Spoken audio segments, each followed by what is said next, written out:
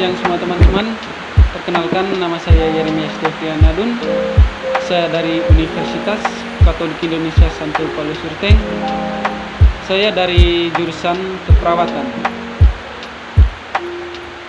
Pada kesempatan ini saya akan membahas makalah tentang konsep dasar komunikasi keperawatan. Oke teman-teman, pada makalah ini saya akan menjelaskan 5 kompetensi dasar. Yang pertama, pengertian komunikasi menurut para ahli. Yang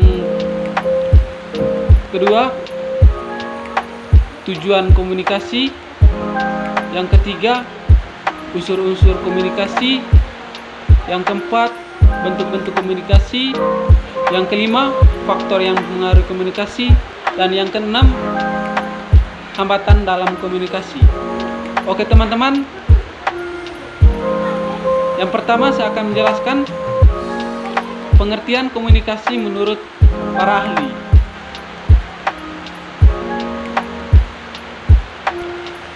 Pengertian komunikasi menurut para ahli ada beberapa. Yang pertama, menurut Siti pada tahun 1997, dia mendefinisikan komunikasi adalah tukar-menukar pikiran, ide atau informasi, dan perasaan dalam setiap interaksi. Yang kedua, menurut Jürgen Lues. Menurut dia, komunikasi adalah keseluruhan bentuk perilaku seseorang secara sadar ataupun tidak sadar yang dapat mempengaruhi orang lain, tidak hanya komunikasi yang diucapkan dan ditulis, tetapi juga termasuk gerakan tubuh serta tanda-tanda somatik dan simbol-simbol.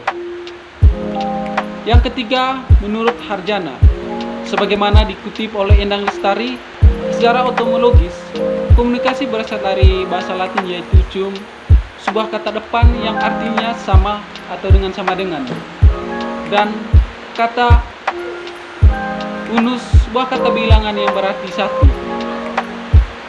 Yang keempat, menurut M. Rogers, mendefinisikan komunikasi sebagai proses yang di dalamnya terdapat suatu gagasan yang dikirimkan dari sumber kepada penerima dengan tujuan untuk merubah perilakunya. Yang kelima, menurut Theodor Herbert, dia mengatakan bahwa komunikasi merupakan suatu proses yang di dalamnya menunjukkan arti pengetahuan dipindahkan dari seseorang kepada orang lain, biasanya dengan maksud mencapai tujuan khusus. Yang kedua, saya akan menjelaskan tentang tujuan komunikasi dalam keperawatan atau dalam kehidupan sehari-hari. Ada beberapa tujuan komunikasi secara umum. Yang pertama, menyampaikan ide atau informasi.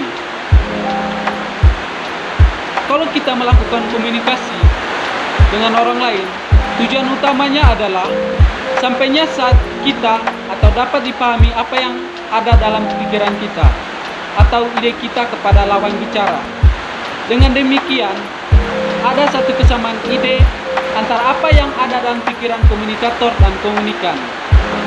Yang kedua, dapat mempengaruhi orang lain. Komunikasi yang kita lakukan kepada orang secara kita sadari atau tidak kita sadari akan mempengaruhi perilaku orang lain.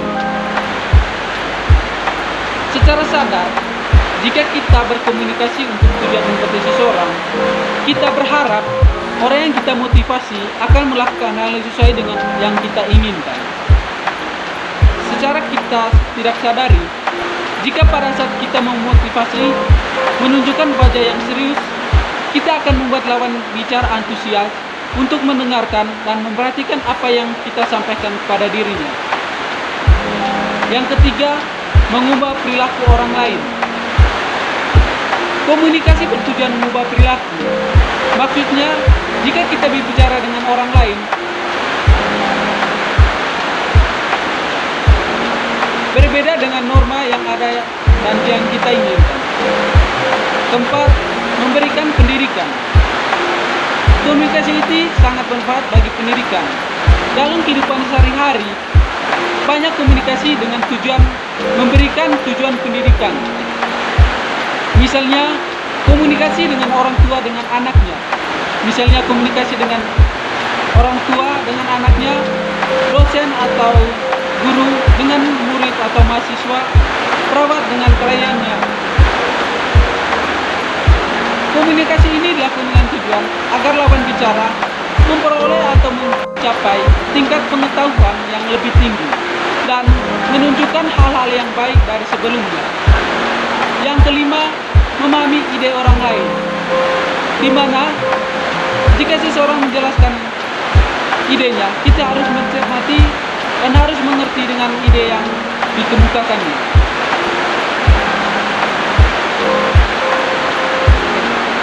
Yang ketiga, kita akan menjelaskan unsur-unsur komunikasi. Pada dasarnya, komponen komunikasi ada 5, yaitu sebagai berikut. Yang pertama, pengirim pesan. Pengirim pesan adalah individu atau orang yang mengirim pesan. Yang kedua, pesan adalah informasi yang akan disampaikan oleh pengirim. Yang ketiga, saluran. Saluran adalah cara yang digunakan untuk menyampaikan pesan. Yang keempat, penerima pesan adalah orang yang menerima pesan, menganalisis serta menginterpretasikan isi pesan yang diterima. Yang kelima, umpan balik atau feedback adalah respon terhadap pesan yang diterima dari pengirim pesan. Yang keempat, kita akan menjelaskan beberapa bentuk-bentuk komunikasi. Komunikasi terdiri atas yang pertama, komunikasi intrapersonal. Jenis atau tingkat paling dasar dan penting dari komunikasi adalah intrapersonal. Pada tingkat ini, individu mengirim dan menerima pesan secara pribadi. Yang kedua, komunikasi interpersonal. Kemauan seseorang melakukan komunikasi intrapersonal akan sangat membantu komunikasi interpersonal atau komunikasi antar pribadi. Ini karena dalam komunikasi interpersonal sangat diperlukan selain pemahaman atas teman bicara, juga pemahaman atas diri sendiri maupun topik yang dibicarakan.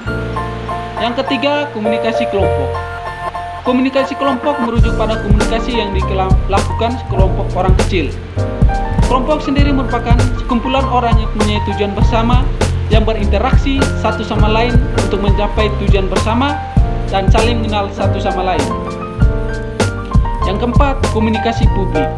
Komunikasi publik adalah komunikasi antar seseorang pembicara dengan sejumlah orang yang tidak bisa dikenali satu persatu. Yang kelima, komunikasi organisasi. Komunikasi organisasi terjadi dalam suatu organisasi bersifat formal dan non-formal dan berlangsung dalam jaringan yang lebih besar dari komunikasi kelompok.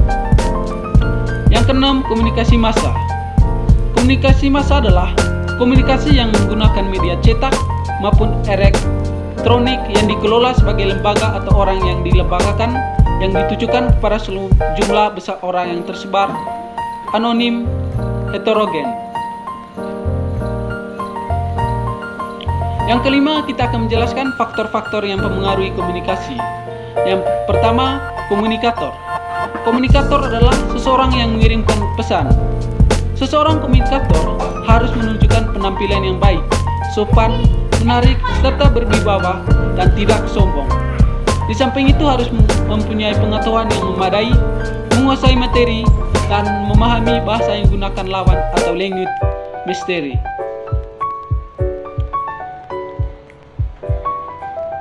Yang kedua, pesan atau informasi. Pesan yang bersifat informatif dan persuasif akan mudah diterima dan dipahami daripada pesan yang bersifat memaksa. Pesan yang mudah diterima adalah pesan yang sesuai dengan kebutuhan komunikan atau relevan, jelas, clearly, sederhana, dan tidak bertele-tele. Yang ketiga, komunikan. Komunikan adalah seseorang yang menerima pesan dari komunikator.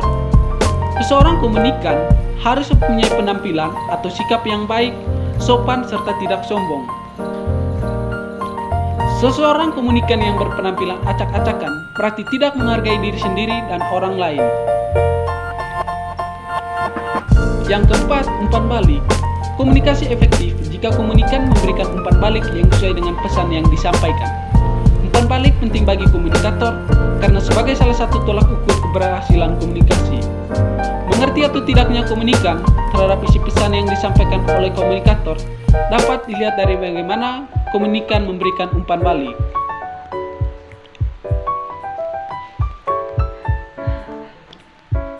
Yang keenam, saya akan menjelaskan hambatan dalam berkomunikasi. Ada beberapa hambatan yang terjadi dalam komunikasi. Yang pertama, gangguan. Ada dua jenis gangguan terhadap jalannya komunikasi yang menurut sifatnya. Yang pertama, sifat adalah gangguan yang disebabkan saluran komunikasi atau kegaduhan fisik. Sedangkan gangguan semantik adalah jenis gangguan yang bersangkutan dengan pesan komunikasi yang pengertiannya menjadi rusak. Yang kedua, kepentingan. Interest atau kepentingan akan membuat seseorang selektif dalam menanggapi atau menghayati pesan. Orang hanya akan memperhatikan perasaan yang ada hubungannya dengan kepentingan. Kepentingan bukan hanya mempengaruhi perhatian kita saja, tetapi juga menentukan daya tanggap. Perasaan, pikiran, tingkah laku kita akan merupakan sikap selektif terhadap perangsang yang tidak bersesuai atau bertentangan dengan suatu kepentingan. Yang ketiga, motivasi terpendam. Motivasi akan mendorong seseorang berbuat sesuatu sesuai dengan keinginannya, kebutuhan, dan kekurangannya. Keinginan, kebutuhan, dan kekurangan seseorang berbeda dengan orang lain dari waktu ke waktu dan dari tempat ke tempat, sehingga karena motivasinya itu berbeda intensitasnya. Yang keempat, prasangka. Prasangka merupakan salah satu rintangan atau hambatan terberat bagi suatu komunikasi. Oleh karena itu, orang yang mempunyai prasangka belum apa-apa sudah bersikap curiga dan menentang komunikator yang hendak melancarkan komunikasi.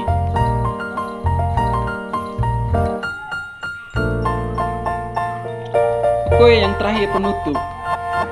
Kesimpulan dari makalah di atas tadi, komunikasi adalah suatu proses, bukan suatu yang bersifat statis. Komunikasi memerlukan tempat, dinamis, dan menghasilkan perubahan dalam usaha mencapai hasil, melibatkan interaksi bersama, serta melibatkan suatu kelompok. Dilihat dari prosesnya, komunikasi dibedakan atas komunikasi verbal dan komunikasi non-verbal. Dan yang kedua, saran. Setelah membaca makalah ini, kami mengharapkan kita sebagai calon tenaga kesehatan dapat memahami betul tentang cara komunikasi yang terutama komunikasi kepada pasien, keluarga pasien, teman sejawat, atau orang lain, serta mengetahui hambatan dapat mempengaruhi komunikasi. Oke teman-teman, terima kasih atas partisipasinya. Semoga makalah ini dapat berguna bagi teman-teman keperawatan. Terima kasih.